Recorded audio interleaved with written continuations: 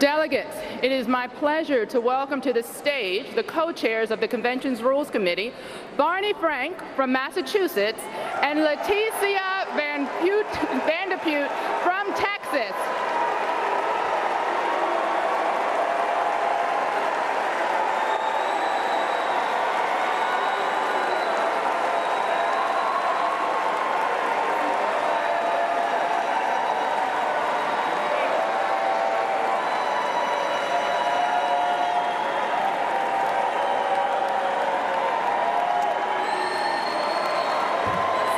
Thank you.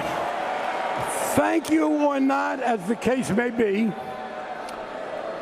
Madam Chair, the Rules Committee met on Saturday in a full and open session in which a large number of resolutions were offered and debated and roll call votes taken. The final issue was voted, as you will hear, overwhelmingly by a vote of 170 to 5. It is my great pleasure to report the officers, the permanent officers, recommended by the Rules Committee. As the honorary chair, one of the great leaders in American history, Nancy Pelosi, the minority leader of the House of Representatives and the first woman to be Speaker. As permanent chair, a very able member of Congress, in fact, the best thing to come out of Cleveland recently, Marcia Fudge, the Congresswoman from Cleveland. As permanent co-chairs representing the range of talent and diversity of our party, the Honorable Norman Mineta, Senator Gary Peters, Governor Gina Raimondo, the Honorable Hilda Solis, Representative Maxine Waters, and the Honorable Wellington Reb, and as Secretary, Mayor Stephanie Rawlings-Blake. That is the report of the Rules Committee on the permanent officers.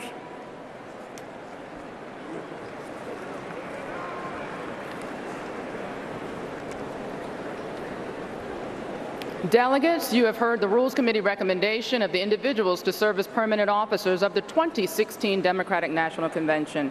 The chair will entertain a motion to approve this list of outstanding Democratic leaders. Do I hear a second? Pursuant to our rules, we will now have a voice vote on approving permanent officers of the convention. All those in favor say aye. All opposed say no. The ayes have it. Thank you so very much to Barney Frank and Leticia Van de Putte as the co-chairs of the Rules Committee, and thank you as well to the committee vice chairs and members. Please join me. Thank you.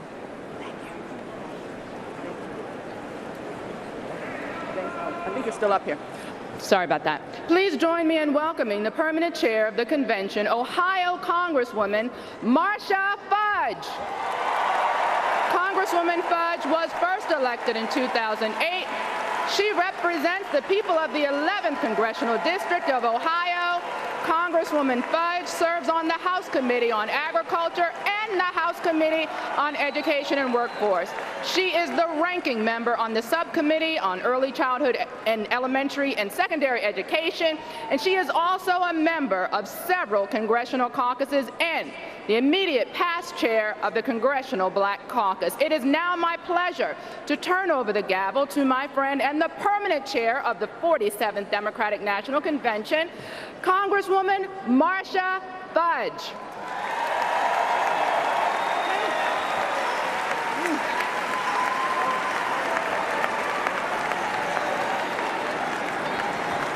Thank you very much, Madam Chair.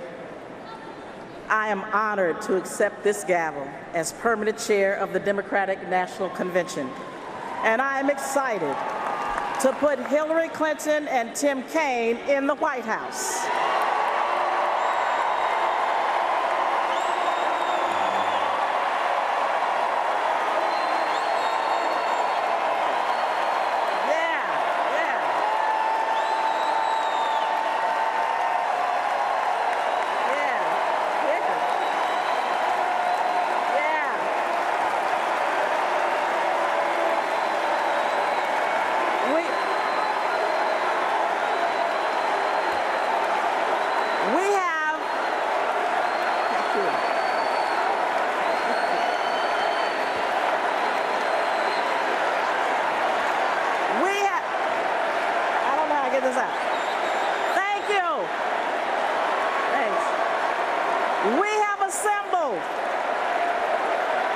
We have assembled an extraordinary collection of Americans here in this arena. We are here from across the country. We have traveled thousands of miles, and we are representing the millions of Democrats who come this November are going to make their voices heard louder and stronger than ever before. Because we have a choice, a profound choice this November. And we have to make this choice in a time when this nation finds itself at the crossroads of history and hope, a time of great promise, progress, and potential, but also a time of social unrest, hate speech, and war. Hillary Clinton was born for such a time as this.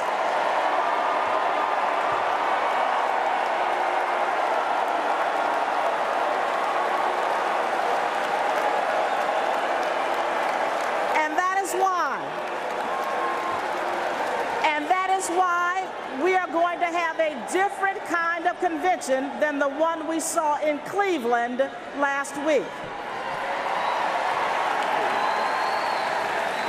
Because Hillary Clinton and Tim Kaine want to build an economy that works for everyone, not just the people at the top.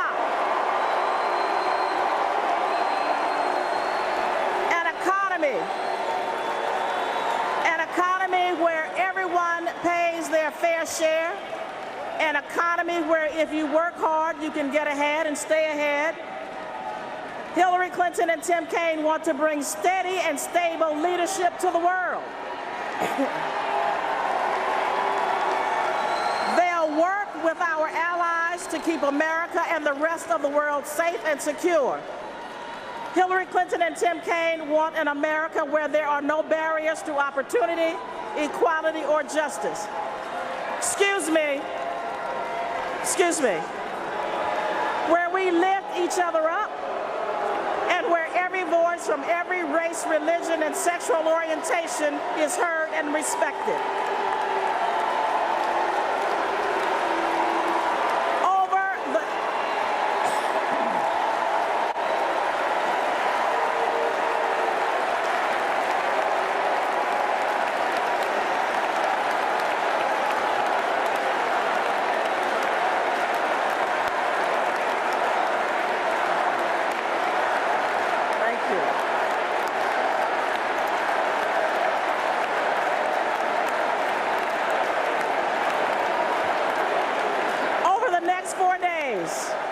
Over the next 4 days, we're going to hear from the leaders of our country and the future of our party. We're going to unite and we're going to make history. And we're going to do everything we can to elect Hillary Clinton and Tim Kaine.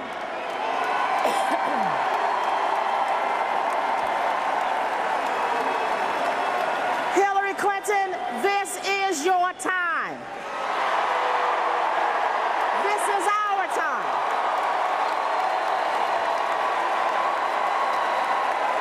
Delegates, Democrats, let the convention begin.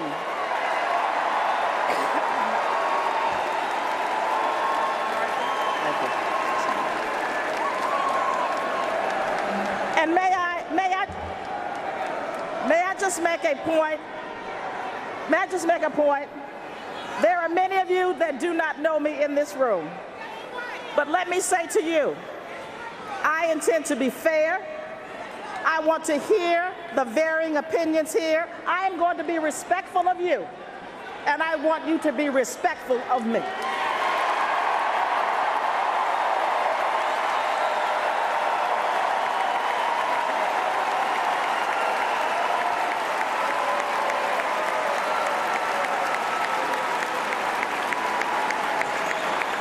We are all Democrats, and we need to act like it. Let's do it.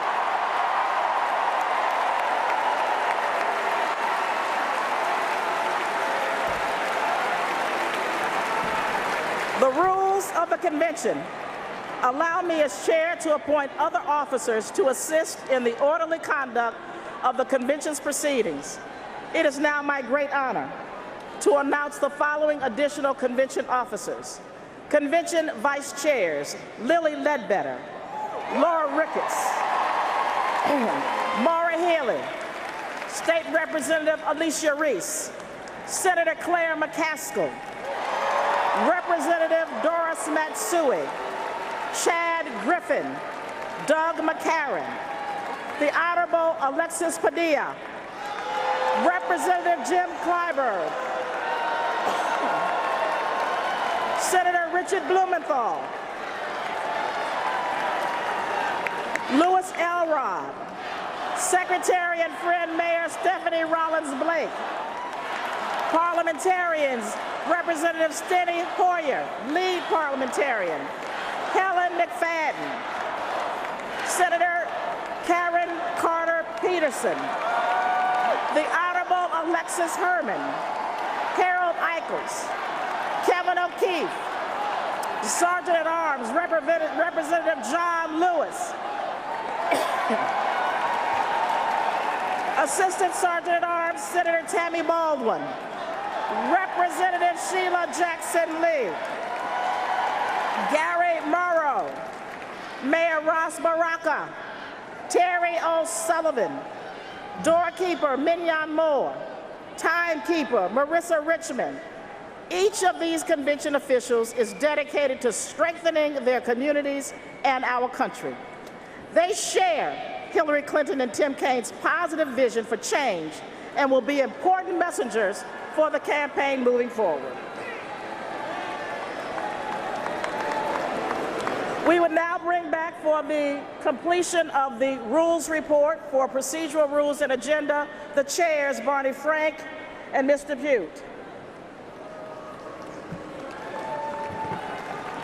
On Saturday, the 182 members of the Rules Committee, fairly reflecting the delegates elected to the convention according to their preferences, spent 7 hours in a fully open debate of every aspect of the rules that anyone wished to bring up, and voted overwhelmingly for a final report, which you will hear later. I now report the agenda and procedural rules for the convention. To be clear, there is a report about what will happen after this convention that you will hear about very shortly. My report is of the agenda of the convention and of the rules that will govern the conduct of business in this convention. And I report again, they were fully debated with no question about anyone's right to offer any amendment or make any debate being repressed. And we now present these rules, which will result in a fully open and small d democratic as well as big D democratic conduct of the convention. Madam Chair, I present those parts of the committee's report from Saturday. Thank you very much, Barney Frank, for presenting the agenda and the procedural rules of the convention as amended by the Rules Committee. The chair will entertain a motion to approve the agenda and procedural rules of the 2016 Democratic National Convention. Do I hear a second? Pursuant to our rules, we will now have a voice vote on approving our agenda and procedural rules of the 2016 Democratic National Convention. All those in favor say aye. All those opposed say no.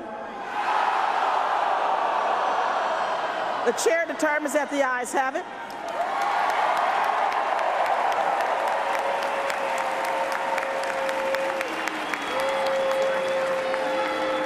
We will now hear the unity report. Good afternoon. I'm Leticia Van de Pute, a seventh-generation Texan, and my grandmothers were born in Mexico, and they would have been so proud to see me standing here today. Co-chair of the 2016 Democratic National Convention Rules Committee. she would have been, my grandmothers would have been so proud. And I also get to work with Barney Frank.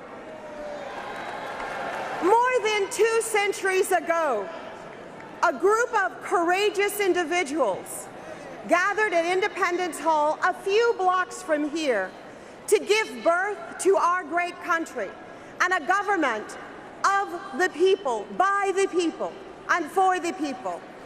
And for my abuelitas, they knew that in this United States of America, the most meaningful title that anyone could ever hold is the title citizen.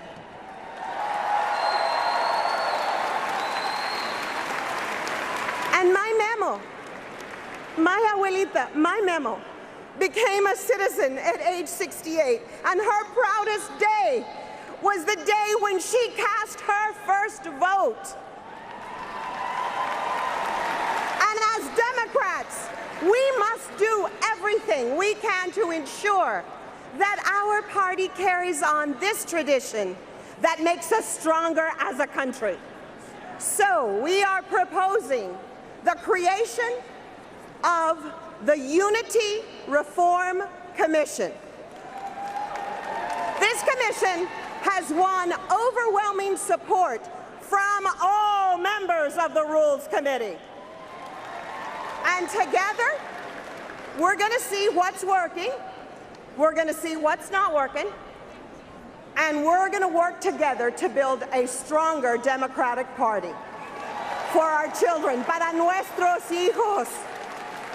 And the commission will make recommendations regarding unpledged delegates to be sure that our process reflects our true democratic values and our unwavering belief in our representative democracy. And we're going to open up our democratic process so that the grassroots always has a seat at the table.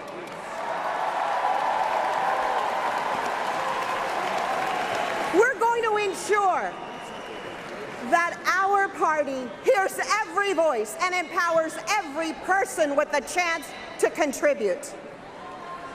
And so to all the activists, to the organizers, to the officials and the volunteers and las familias and community leaders out there, we hear you.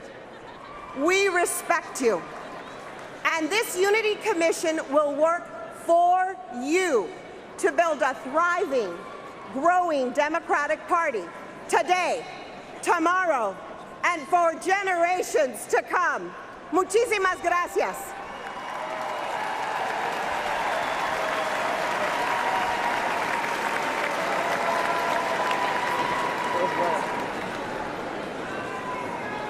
Please.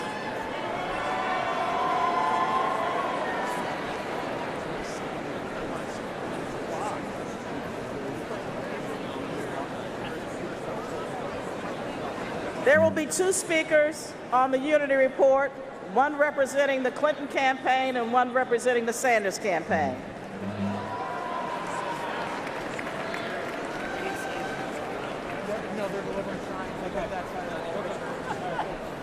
Ladies